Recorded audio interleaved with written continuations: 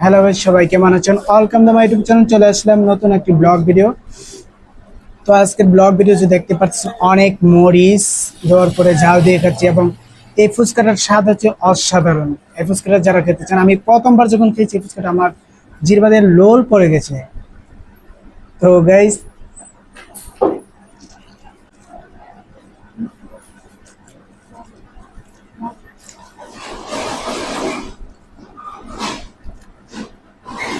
তো গাইস রাস্তার পাশে এত সুন্দর করে ফুচকা বানায় আমি আগে জানতাম না।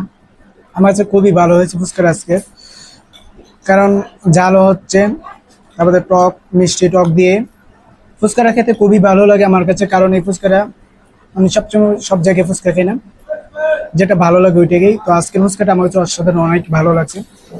যারা এই ফুচকা খেতে চান চলে আসবেন মুরগির ফার্ম।